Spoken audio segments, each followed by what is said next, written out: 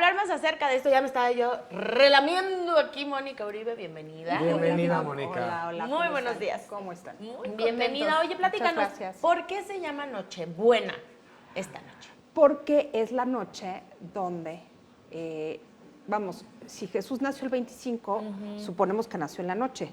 Ok. Entonces suponemos que la noche fue buena. Exactamente. O sea, literal, por eso, literal, o sea, muy, literal muy es por llevado. eso.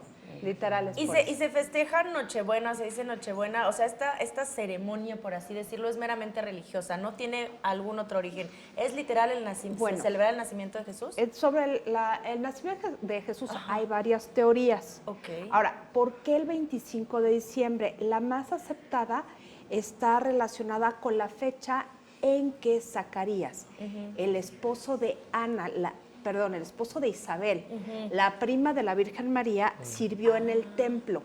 Entonces, haciendo el cálculo que el Señor se quedó mudo cuando al ángel le dijo que su esposa iba a parir cuando ya era gente mayor, se hace un cálculo y nos da 25 de diciembre. Oye, ¿y este cálculo también no tiene que ver con algo que nos contaste la semana pasada sobre la celebración del solsticio y que hay Sí tiene que ver. muchas celebraciones que la Sí. Iglesia Católica ha querido como Sí tiene opacar? que ver, pero también hay otra teoría más nueva todavía en que dicen que la fijación de la fecha de nacimiento de Jesús se hizo no de cara al mundo pagano, sino a las propias tradiciones judías.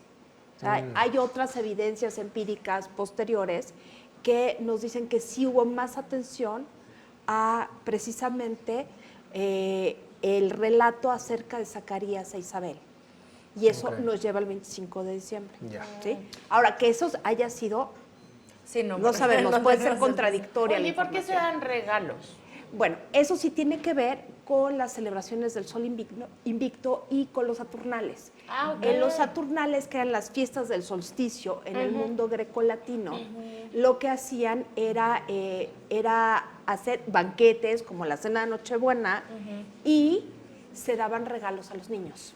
A los niños era principalmente. Bueno, ¿y qué otras costumbres ahora sí que se acostumbran en Nochebuena? Bueno, antes había lo que se llamaba la misa de aguinaldo, Ok. que era la misa de las 12 del día del 24, y a las 12 de la noche era la misa de gallo. Ok. Pero la de aguinaldo propiamente es la de Nochebuena. Ya la de gallo ya viene siendo el día litúrgico 25, Ya. por ejemplo. Esa es una.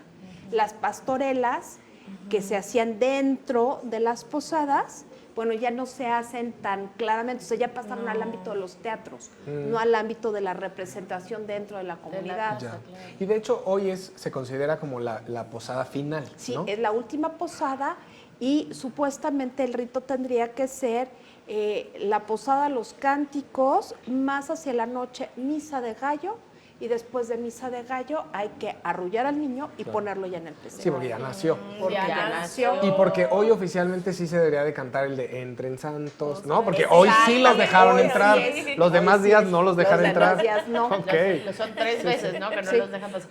Oye, y una flor que adorna todos los hogares prácticamente aquí en México, oficinas, vemos en el centro también representados, la flor de Nochebuena, que es mexicana, ¿por qué se llama así?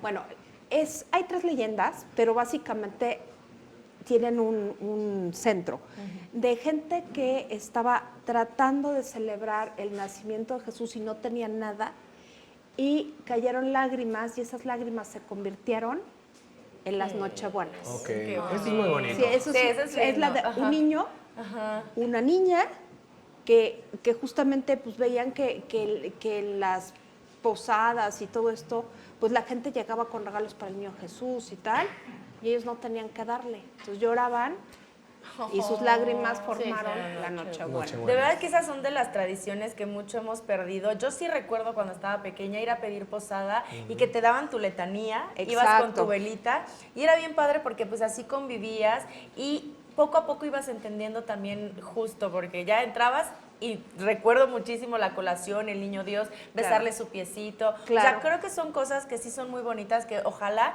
y bueno, si alguno de ustedes nos está viendo, pues propóngalo hoy en su cena de Navidad, seguramente se la va a pasar muy bien y es otra manera, pues, de ir rescatando algunas de las tradiciones que hemos perdido, Sí, son ¿no? muchas las tradiciones que se han perdido.